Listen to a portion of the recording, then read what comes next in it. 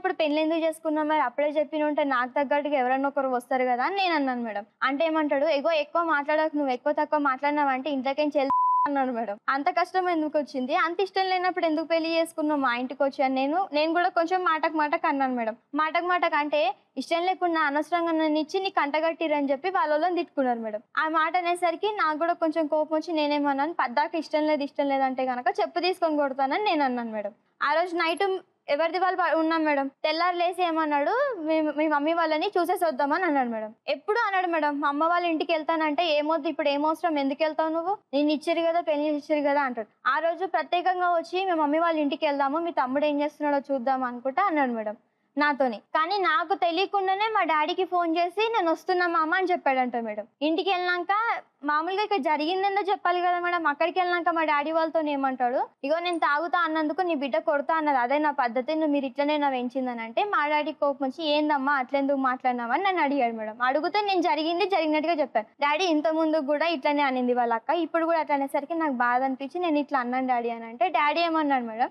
"సరేనమ్మా ఆయన ఎంతైనా నీకు తాళి కట్టిన భర్త. నువ్వు ఎంత అన్నా గాని సర్దుకొని పోవాలి. కానీ చెప్పు తీసుకొని కొడతా అనడం మాట తప్పు. తప్పైనందుకు ఆయన కాళ్ళ మీద పడు" అన్నాడు మేడం. పడ్డాను మేడం నేను ఆ రోజు. ఇంటికొచ్చేసా మేడం. ఇంటికొచ్చేసాక కొద్ది రోజులు అయిపోయినాక ఇట్లనే గొడవలు మేడం. మాకు గొడవలు కామన్ అయిపోతున్నాయి. మా తోటి కోడలతోని, ఇంట్లో ఆడపిల్లలతోని, ఆడపిల్ల కొడుకుతోని మాకు కామన్ అయిపోతున్నాయి. రాగానే ఈయనకి చెప్తాను మేడం. ఇట్లా అంటున్నారు, అట్లా అంటున్నారు అంటే, "నువ్వు పడుండాలి. ఆమె నీకంటే ఎంతైనా పెద్దది. ఆమె ముందొచ్చింది. నువ్వు ఆమె కాళ్ళ కాడ పడుండు నువ్వు. అంతేగాని ఎక్కువ మాట్లాడకు. నీకు ఇష్టం లేకపోతే ఇంట్లోకించి" అని అంటాడు మేడం. నాకు హెల్త్ బాలేదు మేడం. మ్యారేజ్ అయిన దగ్గర నుంచి ఫీవరు ఏదో ఒకటి వస్తూ ఉంటుంది. వాళ్ళ అక్క ఏమంటది మేడం, "దానికి ఏదో రోగం ఉందిరా, నువ్వు దాని దగ్గర వండుకోకు" అని అంటే వాళ్ళ మాట విని కింద పడుకుంటాడు మేడం. రోగం ఉందని చెప్పి నేను చేస్తాను మేడం నా మీద.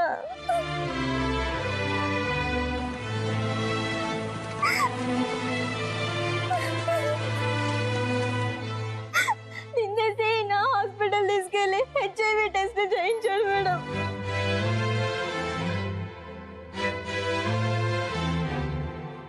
ఎవరితోనే తిరిగిందిరా నీ భార్య అని వాళ్ళు చెప్తే వాళ్ళ మాటలు విని హాస్పిటల్ తీసుకెళ్ళి హెచ్ఐవి టెస్ట్ చేయించి అందులో ఏం లేదంటే అప్పుడు నమ్మాడు మేడం నన్ను.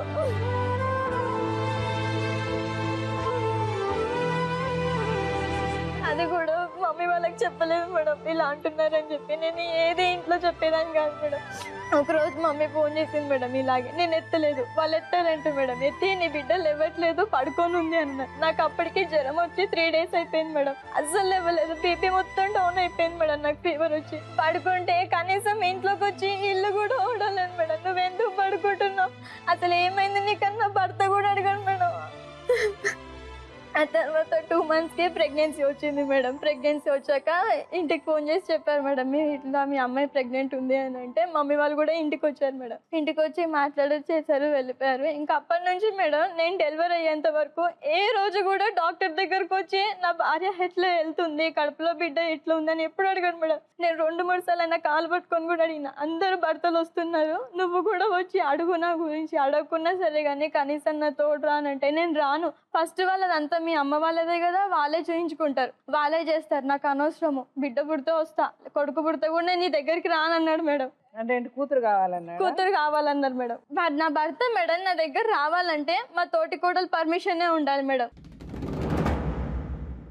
కాదు మేడం, నేను చూస్తుండగా నా యారల బెడ్రూమ్లోకి వెళ్ళి ఆమె పాలిస్తుంటే ఆమె పక్కన పడుకొని మాట్లాడతాడు మేడం.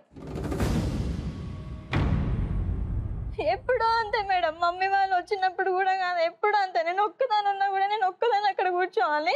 ఆయన వెళ్ళి ఆమె పక్కన పడుకొని మాట్లాడతాడు మేడం.